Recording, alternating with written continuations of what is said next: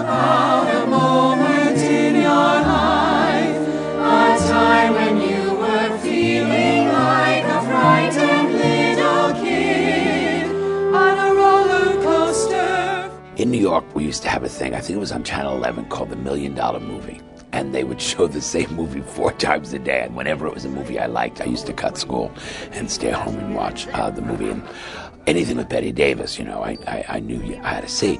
And so there was this thing called A Catered Affair. There was this wonderful film about the people I grew up with. So it was the Bronx, and I grew up in Brooklyn. It was these normal people with normal lives, and the yentas on the street, the women gossiping, and people that didn't have a lot of money talking about what's important in life, and a lot of emotions that don't get shared very often. And I just felt an affinity for these characters almost immediately. Of course, years later, I came to realize it was the writings of Paddy Chayefsky, and Catered Affair, just the way that he delved into the human heart of simple people that don't use a lot of flowery language, that don't have the grasp of great ideas. They just know how they feel. They know what they're living through. You know how dear you are to all of us. But if we invite you, we got to invite Michael and Tom and Joe and all the cousins. And before we know it, there'll be hundreds and hundreds. So we decided just the simplest ceremony with only immediate family. And would I not be considered one of the immediate family? You know how it goes. You invite one uncle, then you have to ask them all. Then the cousins and the friends and the neighbors and the dates, and the list grows and grows. I'm not invited. You're not listening to me? Yeah, there's a lot of humor in the text, but in reality, it's a serious story about a serious situation for people. Immediate family. Excuse me? The kids will be inviting only immediate family. Well, that's what they said, but I know what they meant. I don't have to be hit in the head to see through to their true intent.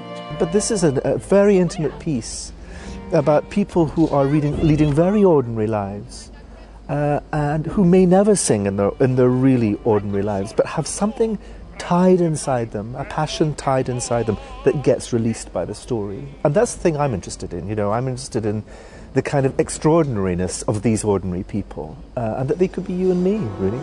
Partners, Team for life. can't believe you're ready to become my wife.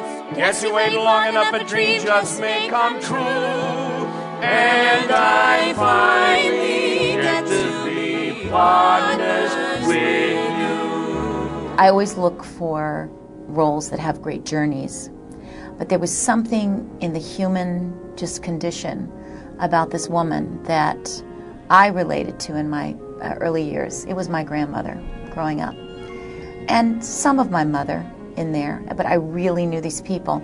And even though it was the Bronx, not Augusta, Georgia, it really spoke to me.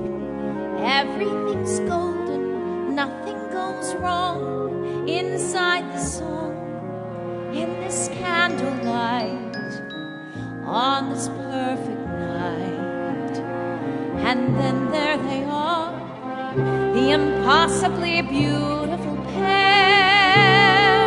Just to look at them makes you ache, to care like they care, to feel what they feel, and believe that it's real.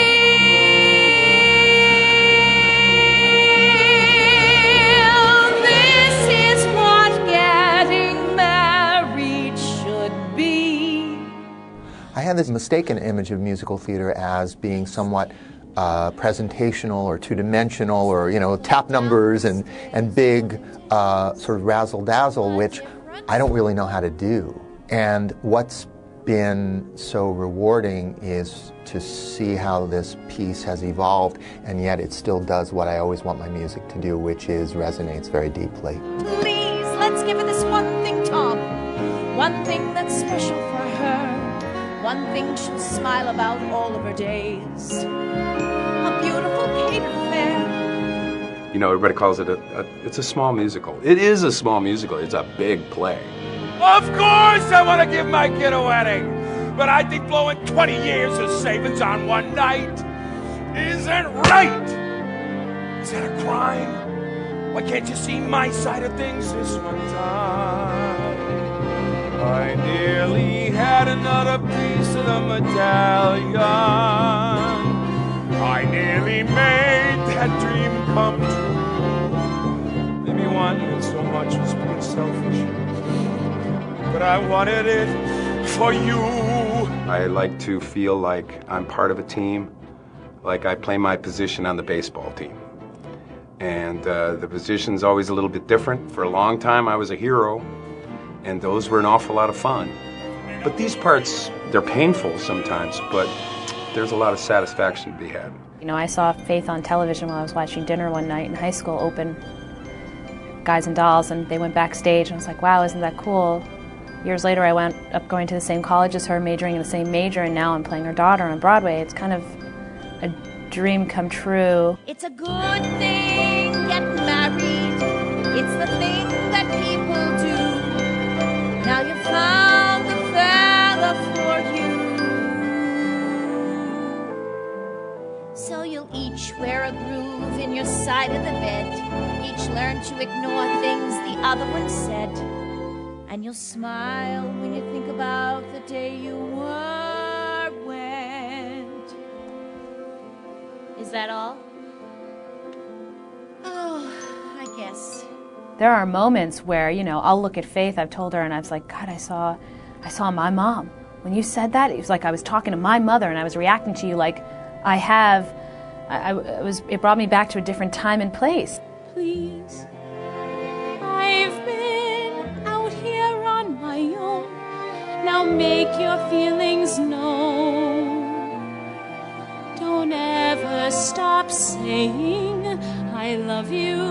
A lady the other Saturday night who saw the show, her and her husband, they really enjoyed it, and the husband said, you know, it's a great Harvey Fierstein piece. You know, he said it's a real piece about family. You know, and it has humor and pathos and all those things. And I said, you know, he's right. That really is what Harvey has written. I'll never stop saying I love you. Bringing this painfully human story to Broadway has been a labor of love for us for years, and a labor of love to us all. To know that you're going to entertain an audience is a gift, but knowing that you will also move them and enlighten them and let our audience know that they're not alone in how they feel about their lives, that's kind of the magic of theater right there. That's the whole thing. This has just restored my faith in the best part of this business and Broadway. That in this day and time, with so many different things, and money being the issue, and Broadway having changed a lot, especially in the last 10 years, that this kind of piece lives that can be a mirror for other people in this day and time. And that, to me, it's incredibly exciting. Just take a breath and open up your eyes right now.